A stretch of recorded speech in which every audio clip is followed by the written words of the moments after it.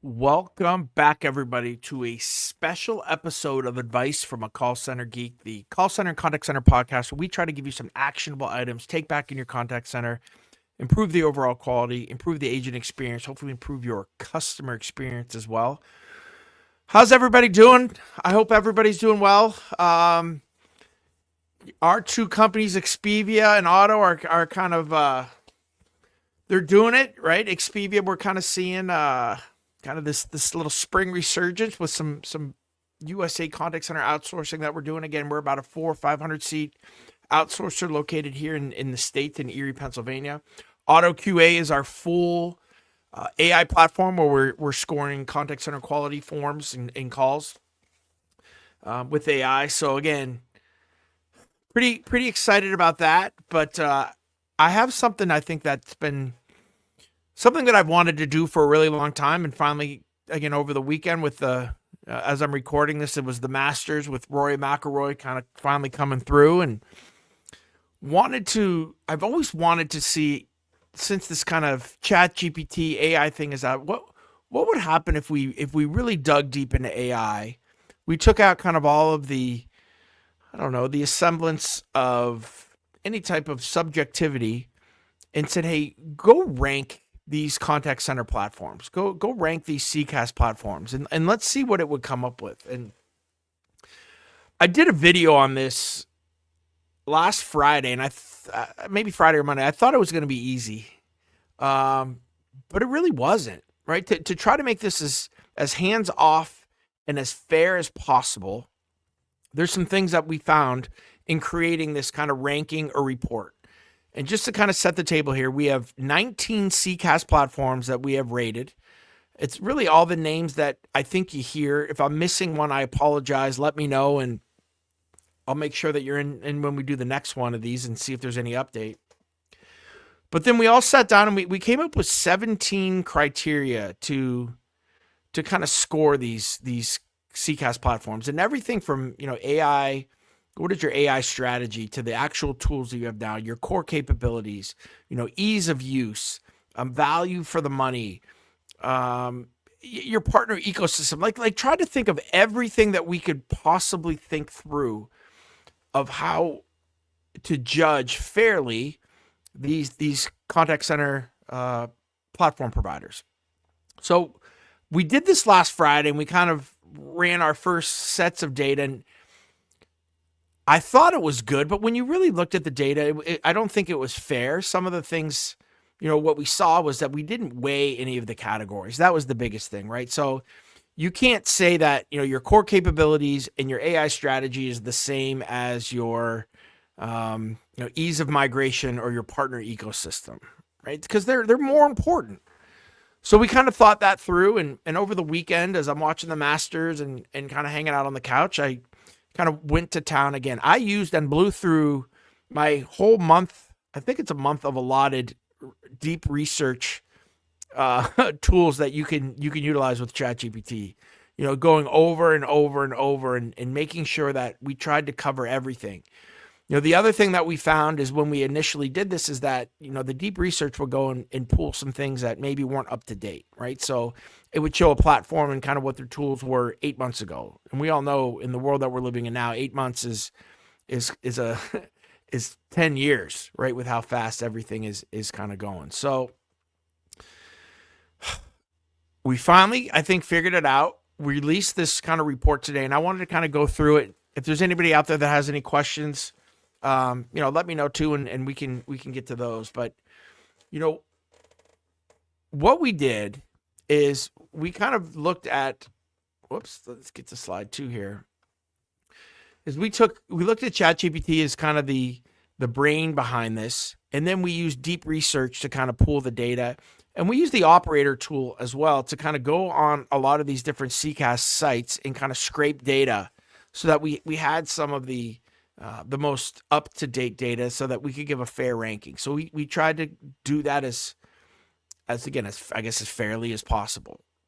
So again, we then took kind of all of that and created a prompt, right? And we said kind of, look at official product documentation, any pricing that is public, any updates that you find from any blogs, roadmaps, customer support portals, any knowledge bases that are out there. Look at G2, look at Trust Radius, look at Capterra, right?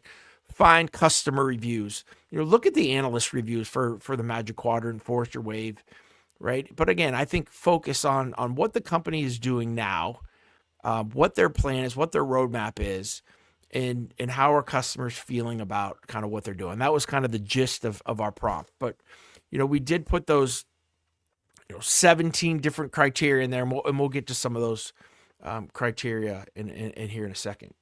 But why do I think this matters is there's nothing, again, there's nothing wrong with what the analysts do, right? With the Magic Quadrant from Gartner, from the Forrester Wave.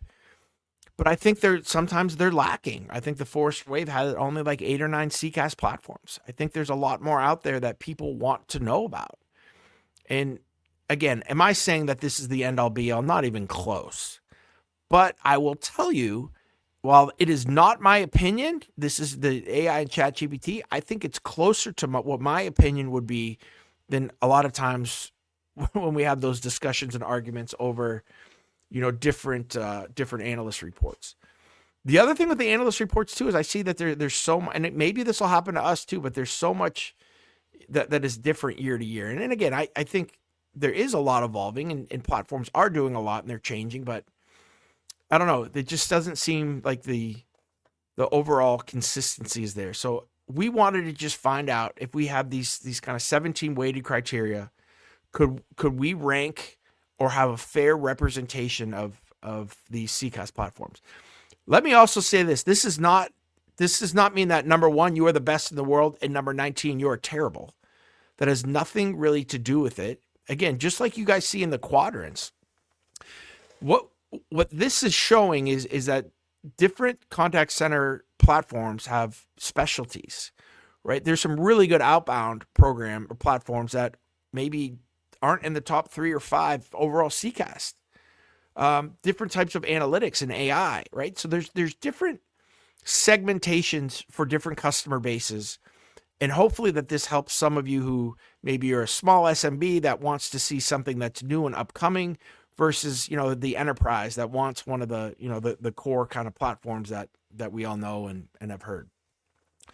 So again, here's the criteria that we use. Again, your AI tools, your strategy, your core capabilities, the value, right? And that is 35% right there, right? So out of the 17, I think that those are the 3 things that are really the most important. Then we get to, integration and APIs, your analytics, your support, your service, routing flexibility, your outbound capabilities, uptime, ease of use, which probably should have been weighed a little bit heavier.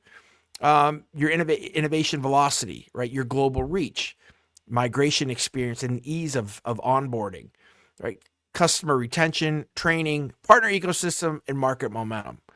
So those are the 17 criteria that we used. And again, the top 3 or 4 are about 40% of the entire weight. And then you kind of get to the smaller ones, right? Market momentum is 1%.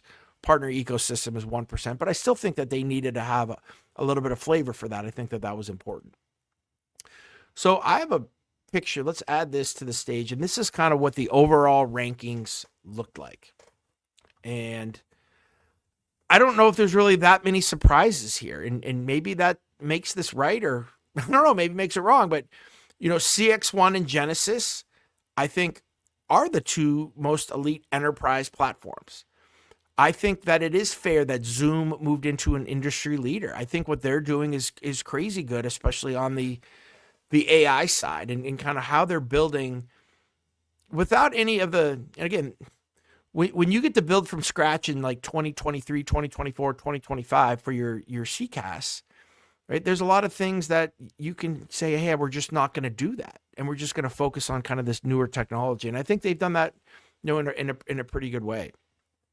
Ring Central is kind of interesting because, as everybody knows, right? Ring basically white labeled, the nice CX1 tool for a really long time. They've come out with Ring's contact center.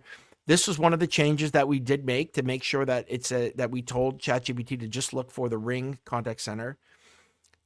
I'm not sure it totally did that, right? Not to take anything away from what Ring is doing, but again, they're relatively newer with their own platform in the market. So that might be weight a little bit higher, or maybe not. I'd like to kind of love to know your guys' opinion on that. And I think these strong performers in the next area is, they're a little bit niche, but they're up and coming, right? I mean, I've read a lot of analyst reviews on 8x8, right, and kind of what they're doing. They're right on the fringe from that emerging to a strong performer. I probably shouldn't have used the word strong performer, but these guys, Amazon Connect, everybody knows about. Cisco, everybody knows about. Nextiva is totally up and coming, right? Everybody knows them. They have 100,000 customers, that's publicly available. That's mostly UCaaS, right? To be fair, but I mean that's a pretty cool launching point when you can launch your contact center platform on top of that UCaaS. I think they're doing some really cool things, and that's a company to kind of look out for. And again, I will tell you this, that for Auto QA, the most amount of customers that we have on the platform is Dialpad, right? And so we're seeing a lot more Dialpad as well. And Twilio kind of has that, we want to build it on our own kind of deal. But I think that, there's a lot of, say in that. And then again, Content Guru is not really fully here in the States. I think maybe that's what's holding them back a little bit. But again, a pretty strong showing with them. But these emerging vendors like UJet, I think is low, right? Especially with what they're doing with Google. I think, it's very low. NobleBiz has an unbelievable, they had a 10 in the outbound offering, right? And that's where they've cut their teeth, right? They've been an unbelievable collections outbound type tool platform that is now, evolving into, a full CCaaS.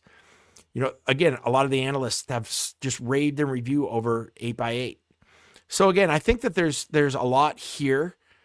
None of these are bad CCaaS platforms. If you made this list, right, you're in the top 20. There's just now, I think you're starting to see more differentiation between a lot of the different providers as they're saying, hey, we might not be able to compete with the Genesis or the 5.9s or the CX1s as kind of that overall platform, but let's get really good at AI. Let's get really good at outbound. Let's get really good at, agent assist or these type of tools. Let's get really good with integrations, right? And try to, again, like I say with auto, be that craft beer, the artisanal cheese of kind of certain market segments or certain customer types, right?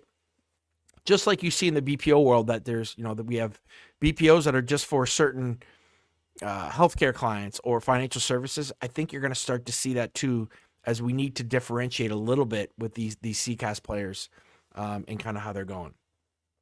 The other thing that we did, which this is extremely busy, and I'm going to take myself.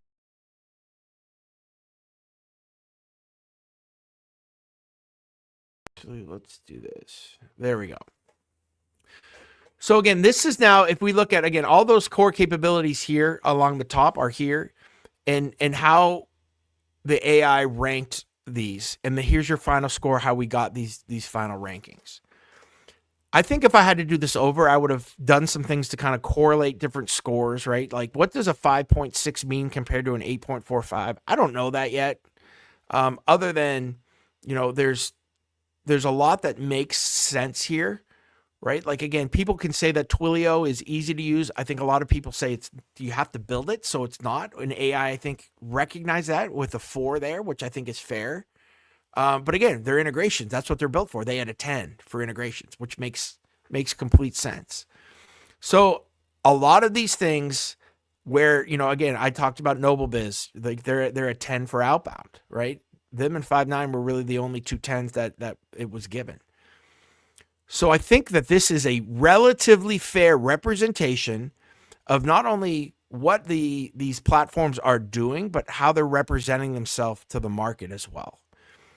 And I think that the ranking is fair when you look at the overall power, right, of the platforms, right? When you talk about those first 4 or 5, they're trying to be the enterprise guy with all the tools.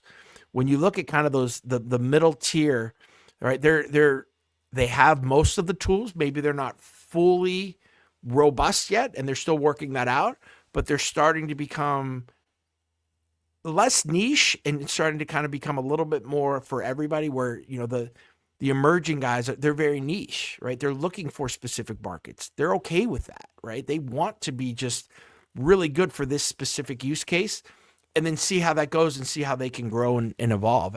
That's kind of how I see this kind of platform and kind of how the market is moving. So again, I didn't do this to tick anybody off. I had mostly all positive reviews, especially on LinkedIn. There was nothing negative from a comment standpoint. I had a couple interesting DMs. But overall, I think people saw what we were trying to do. I think, again, from the prompting standpoint, we tried to make it as vendor neutral as possible. We didn't change. We didn't play. I mean, this would have been way too many numbers for my brain to play with.